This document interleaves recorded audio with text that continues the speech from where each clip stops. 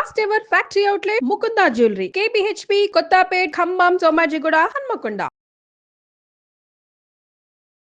నమస్తే, నేను కీర్తి. మీరు చూస్తుంది సుమన్ టీవీ. సుమన్ టీవీ ప్రేక్షకులందరికీ కనుమ పండుగ శుభాకాంక్షలు. నాతో పాటు ప్రముఖ ఆధ్యాత్మికవేత్త అనంతలక్ష్మి అమ్మగారు ఉన్నారు. నమస్తే అమ్మా. నమస్తే అమ్మా. కనుమ పండుగ శుభాకాంక్షలు అందరికీ కూడానమ్మా కనుమ పండుగ శుభాకాంక్షలు.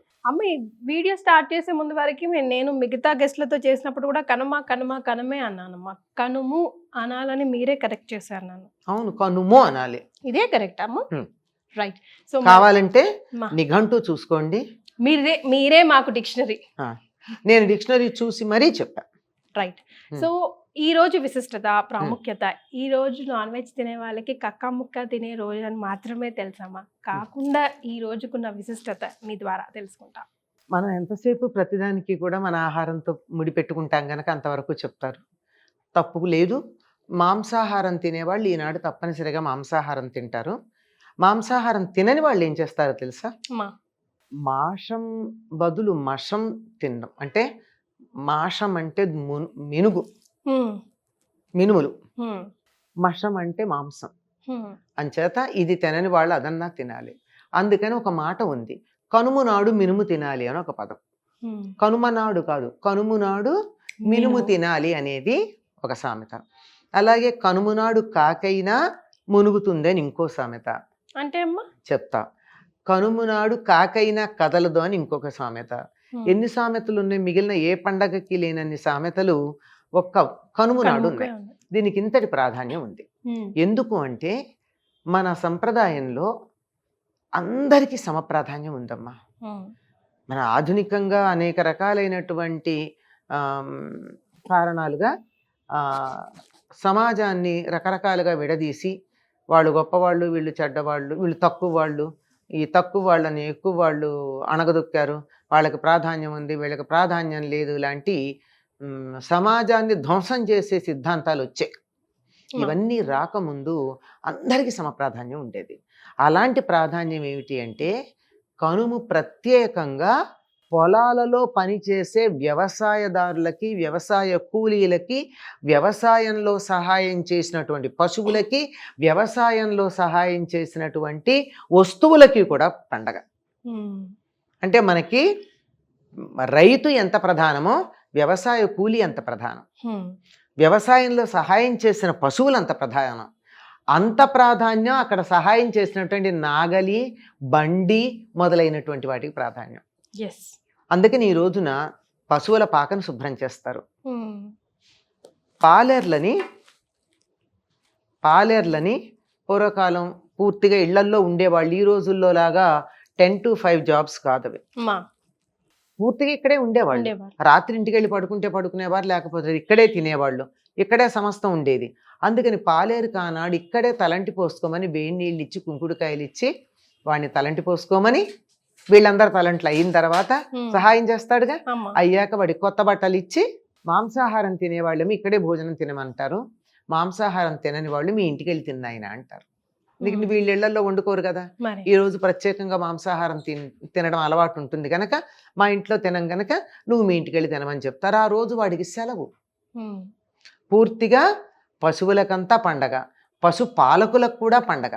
అంటే ఇవన్నీ పాలేరులు ఉన్న రోజుల్లో మాట చెప్తున్నాను. ఇప్పుడు పాలేరులు అలాంటి పదాలే లేవు అసలు, మనకి లేవు గనక ఇప్పుడు ఎక్కడుందండి అని చెప్పి గట్టిగా అంటే సమాధానం కూడా లేవు గనక. అందుకని ఈ రోజు ప్రత్యేకంగా పశువులకు పండగ. అందుకే పశువుల శాలను శుభ్రం చేయడం, పశువుల్ని కడగడం, వాటి కొమ్ములకు రంగులేయడం, ఆవులు మొదలైనవి అయితే వాటికి పసుపు అవి రాయడం. ఇంకా రంగులేసి ఏం చేస్తుండే వాళ్ళు అంటే, ఆ పసుపు రంగేసిన చెయ్యి ఓ పక్క రంగు, ఎర్ర రంగు వేసిన చెయ్యి అటుపక్క, ఆ గేదెలకి వాటికి ఇటుపక్క చేతులు ఉండేవి అనమాట. ఎర్ర చెయ్యి, పచ్చ చెయ్యి, అలా ముద్రలు. అలా వాళ్ళకి ఇష్టం వచ్చినట్టు, వాళ్ళ ఇష్టం, ఆ ఆవునో గేదెనో వాడి ఇష్టం వచ్చినట్టు అలంకారం చేసుకోవచ్చు. వాడికి ఇంకా ఆట విడుపు ఆ రోజు. ఇంకా అయిన తర్వాత పశువులకు కూడా వినోదం ఉండాలి కదా, వాటికి కూడా ఎడ్ల పందాలు, ఎడ్ల బళ్ళ పందాలు, తర్వాత పొటేళ్ల పందాలు, కోడి పందాలు, ఇవన్నీ కూడా పశువులకు కూడా వినోదాలు, పశువులతో వినోదాలు చక్కగా ఉంటూ ఉండేవి. నాగలి, ఎడ్ల బండి, వాటిని కూడా కడిగి పసుపు అవి రాచి వాటికి హారతులు ఇచ్చేవాళ్ళు. ఇప్పుడు దసరాకి మనం దసరా కూడా ఆయుధ పూజ చేసినప్పుడు ఇచ్చినట్టే దీనికి కూడా ఇస్తారు. కృతజ్ఞతమ్మా. అవి బాగుంటే కదా మన పని జరిగేది. నిజంగా నాగలి బాగుండకపోతే ఎలా దున్నుతాడు? డొక్క ఆడదు కదమ్మా. అంతే కదా. ఇప్పుడేం చేస్తున్నారు? నాగళ్ళు లేవు, బళ్ళు లేవు, ట్రాక్టర్లకు చేస్తున్నారు. తప్పనిసరిగా వాటి వల్లే కదా మనం బాగుపడుతున్నాం, సుఖపడుతున్నాం, ఎంత సహాయం చేస్తున్నాయి అవి. అంతేకాకుండా ఈ రోజు ఇంకా ఏం చేస్తారంటే నెలంతా చేస్తారు, ఇప్పుడు బాగా చేస్తారు. ఈ వరి కంకులు తెచ్చి పొలానికి వెళ్ళి వరి ఎట్లా ఉంది, పంట ఎలా ఉందని చూసుకుంటూ తన పొలంలో కావచ్చు, పక్క పొలంలో కావచ్చు తీసుకుంటే ఎవరు ఏమనరు. కంకులు తెచ్చి వాటిని చాలా అందంగా కుచ్చుల్లాగా కట్టి ఇంటి ముందు కడతారు. కడితే పిచ్చుకలు వచ్చి ఒక్కొక్క గింజ తినెడుతూ ఉంటాయి. ఆ పిచ్చుకలు అలా వచ్చి వెళ్ళిన ఇంటికి ఎంతో శుభం అని చెప్తారు. ఇప్పుడు ఎలా కట్టకపోయినా గానీ కనుమ రోజు ఇప్పటికీ కూడా గోదావరి జిల్లాలో అక్కడ కూడా ఇట్లా కృష్ణా జిల్లాలో కొన్ని ప్రాంతాల్లోనూ కనుమ నాడు గుడికి వెళ్ళి దేవాలయంలో ఈ వరి కంకులు కట్టేస్తారు. అంటే పక్షుల్ని కూడా ప్రకృతి ఉంటేనే కదా, పిచ్చుకలు ఉంటేనే మన పంటలు బాగా పండుతాయి. ఒకప్పుడు చైనా దేశంలో ఒక పిచ్చుక ఎన్ని బస్తాల ధాన్యమో తింటుందని పిచ్చుకలు లేకుండా వేటాడి పిచ్చుకను చంపిన వాళ్ళకి ఇంత డబ్బు అని చెప్పి చాలా జాగ్రత్తగా పిచ్చుకలు లేకుండా చేశారు. 1936 ప్రాంతం ఎప్పుడో, తేదీ గుర్తులేదు కానీ ఒక 5-6 ఏళ్ళు పోయేటప్పుడు పంటలు నాశనమైనాయి. ఏమిటంటే పంటల పురుగులు పురుగు పట్టిపోయినాయి. మరి పురుగులు అది వరకు ఎలా ఉండేదంటే పిచ్చుకలు తినేసేవా పురుగులు, అందువల్ల పంటలు బాగుండేవి. అప్పుడు మళ్ళీ బోల్డు డబ్బిచ్చి కొనుక్కున్నారు పిచ్చుకల్ని. అంచేత పక్షుల్ని ఆదరించటం అన్నది అంత చాలా భయంకరమైన పద్ధతిలో నేర్చుకున్నారు వాళ్ళు. మనకి మన సంప్రదాయం పక్షుల్ని కూడా ఆదరించండరా. మీకు సాయం చేసినటువంటి ఆవుల్ని, గేదెల్ని, గొర్రెల్ని, కోళ్ళని వీటన్నిటిని మర్యాద చేయండి, గౌరవించండి. వాటి పట్ల కూడా మర్యాద కలిగి ఉండాలని ఎంత బాగా చెప్పారు మనకి. వాటిని దైవ స్వరూపాలుగా చెప్పడం ఉన్నది. ఇంత బాగా పశువుల పండగ, దీని అసలు కనుము అంటే పశువుల పండగ అంటారు. దాని పేరే పశువుల పండగ. ఈనాడు పశువులన్నిటికీ కూడా చాలా చక్కగా ఈ సందర్భంలోనే జంతువులన్నిటికీ పోటీలు ఇవాళ్లే పెడతారు, కోడి పందాలు కానీ ఇవన్నీ కూడా. అయితే మనం ఇప్పుడు కొంచెం బాధపడాల్సిన విషయం ఏమిటంటే ఈ కోడి పందాలు కొంచెం తీవ్ర స్థాయిలో ఉంటున్నాయి. కోళ్ళు చచ్చేదాకా ఉంటున్నాయి. కోళ్లే కాదు, మనుషుల తలలు తెగేదాకా కూడా వస్తున్నాయి కొన్ని చోట్ల. అది వికృతమైనటువంటి దేన్నైనా పాడు చేయడం మనిషికి చేతవు గనక దీన్ని కూడా పాడు చేశాడు. ఇలా కాకుండా చక్కగా ఆరోగ్యకరంగా వినోదకరంగా ఈ కోడి పందాలు కానీ, గొర్రె పొట్టేళ్ల పందాలు కానీ, ఎడ్ల పందాలు కానీ, ఇక్కడి నుంచి మా ఊరి నుంచి విజయవాడ దాకా 20 మైళ్ళమ్మా. 20 మైళ్ళు అంటే 1 మైలు 1400 మీటర్లు, అంటే 1.4 కిలోమీటర్లు.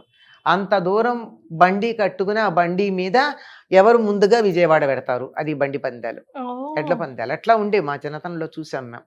వాటికి చక్కగా గెలిచి వస్తే వాటి మెడలో దండలేసి, మరి వాటికి ఏమిటి తృప్తి అంటే వచ్చాక యజమాని దాన్ని ముద్దు చేసే పద్ధతికి చాలు దానికి, అంత బాగా చూస్తూ ఉండేవారు. ఇవన్నీ ఉన్నాయి. మరి మీరు 4వ రోజు పండగ కూడా ఉంటారు కదా, ముక్కనుమ. ఈ రోజు ఏంటమ్మా ముక్కనుము అంటే? కనుము తర్వాత వచ్చేటటువంటిది. ఇందాక ఓ మాట చెప్పాను మీకు, కనుము నాడు మినుము తినాలి అని చెప్పి. తప్పనిసరిగా అంటే మాంసాహారులు మాంసం తింటే, మాంసాహారం తిననటువంటి వాళ్ళు మినుము తింటారు. అది అంత బలం కలిగించేది అని అర్థం. తర్వాత కనుము నాడు కాకైనా కదలదన్నారు. ఎందుకు కదలదు అంటే అందరూ కూడా ఆ రోజుల బళ్ళ మీదే కదా వెళ్ళేది. అంటే గుర్రాలు వాటికి కూడా ఆ రోజే చేస్తారు.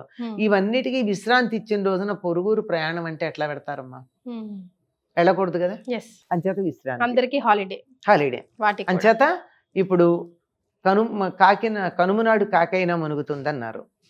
కొన్ని సంప్రదాయమైనటువంటి కుటుంబాల వాళ్ళు సంక్రాంతి నాడు పెద్దలకు పెట్టుకుంటే పితృదేవతలకి, మిగిలినటువంటి వాళ్ళందరూ ఈనాడు కనుమ నాడు పెద్దలకు పెట్టుకుంటారు. అందుకని తప్పనిసరిగా అందరూ తలస్నానం చేస్తారు. తలంటి పోసుకోరు. తలంటి అంటే నూనె పెట్టుకుని రుద్దుకోవడం శుభానికి చిహ్నం. ఇది శుభం కాదు, పితృదేవతలకు సంబంధించింది. అందుకని తలంటి స్నానం చేస్తారు. ఎప్పుడైతే ఇవి పని అయిపోతుందో తర్వాత రోజు ముక్కనుమన్నాం. ఇప్పటికీ సంక్రాంతి నాడు ఉత్తరాయణం వచ్చేసింది. ఈ అన్ని శుభకార్యాలు ఏదైనా మొదలు పెట్టుకోవాలంటే మొదలు పెట్టుకోవచ్చు. కనుక ముక్కనుమ నాడు అన్ని రకాల వ్రతాలు మొదలైనటువంటివన్నీ పెట్టుకుంటారు. ఆనాడు కూడా ఒకప్పుడు మా చిన్నతనంలో సెలవు ఉండేది, ముక్కనుమ నాడు కూడా. అంటే ఇవాళ పని వాళ్ళందరూ రారు, పాలేళ్ళు ఆవులు గేదెలు వాటన్నిటికి కూడా విశ్రాంతే కదా. అవునమ్మా. ముక్కనుమ నాడు మళ్ళీ స్టార్ట్ చేస్తాం, మొదలు పెడతాం అన్నీ. ఆనాడు నుంచి ఈ సావిత్రి గౌరీదేవి నోము అన్నది 16 రోజులు చేసుకుంటారమ్మా. చాలా మంది 16 సంవత్సరాలు చేయాలి. ఇప్పుడు ఎక్కడ మనకి కనపట్టలేదు ఆ వ్రతం గురించి. 16 సంవత్సరాలు చేయాలమ్మా. 16 సంవత్సరాలు చేయాలి. ఈ ముక్కనుమ నాడు మొదలుపెట్టి 16 రోజులు చేస్తారు. ఇందులో ఒక ఐకమత్యం ఉంది. ఊళ్ళో ఎంతమంది చేస్తే అంతమంది ఒకింట్లోనే చేయాలి, అందరిళ్లలో చేసుకోకూడదు. ఎవరింట్లో చేయాలంటే ఎవరు ఎక్కువ సంవత్సరాలు చేస్తుంటే వాళ్ళ ఇంట్లో. ఇప్పుడు ఒక 10 ఏళ్ళు చేసింది అనుకో ఒక ఆవిడ, మిగిలిన వాళ్ళందరూ ఆవిడింట్లో చేయాలి. 15 ఏళ్ళు చేసిన ఆవిడ ఉంటే వాళ్ళ ఇంట్లో చేయాలి. లేదా ఆవిడ ఎవరి దగ్గర చెప్తే అక్కడ.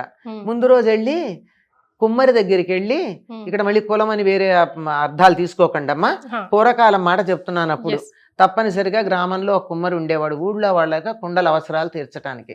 అది వృత్తి అంతే, వేరే కులం అని అనుకోవద్దు.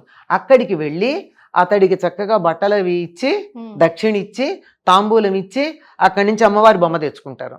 అంటే ఎంత గౌరవించారు చూడండి. తీసుకొచ్చి ఆ ఇంట్లో పెట్టి 16 రోజులు ఆ ఊళ్ళో వాళ్ళందరూ కలిసి చేస్తారు. ఇది పద్ధతి అమ్మ. ప్రతి చోట కూడా అన్ని వృత్తుల వారికి సమానమైన గౌరవం ఇచ్చేటటువంటి పద్ధతి మన ప్రాచీన సంప్రదాయంలో ఉండేది, తర్వాత కాలంలో పోయింది. అందువల్ల మనం సమాజంలో రకరకాలైనటువంటి సమస్యలు వచ్చాయి. కానీ మరి వెళ్ళి అక్కడికి వెళ్ళి బొమ్మ తెచ్చుకోవడానికి వెళ్ళి కుమ్మరిసారికి దండం పెట్టి ఆ కుమ్మరికి బట్టలు పెట్టి తాంబూలం ఇచ్చి తెచ్చుకున్నారంటే గౌరవించారా కాదా? డబ్బు తర్వాత మాట, గౌరవం ప్రధానం. ఆ గౌరవం ఇచ్చి తెచ్చుకోవడం ఉంది. ఇలాంటివన్నీ మనకి మన పండగల్లో, వ్రతాల్లో అన్నిట్లో కూడా ఈ సర్వ మానవ సౌభ్రాతృత్వం అనే దానికన్నా మించి సర్వ జీవ సమానత్వం అనేది కనపడుతుంది. ముఖ్యంగా ఈ 3 రోజు పండుగల్లో మనం నేర్చుకోవాల్సింది అదే కదమ్మా. అంతేనా. చాలా సంతోషమమ్మా. మరొకసారి కనుమ పండుగ శుభాకాంక్షలు. అందరికీ కూడానమ్మా. అందరికీ అంటే మనుషులకే కాదు, జంతువులకి, ప్రకృతికి అన్నిటికీ కూడా క్షేమం ఉండాలి. అవి బాగుంటేనే మనం బాగుంటాం గనక సర్వే జనా కాదు, సర్వే జీవా సుఖినో భవంతు అని అనుకుందాం. చాలా సంతోషమమ్మా. ధన్యవాదాలు.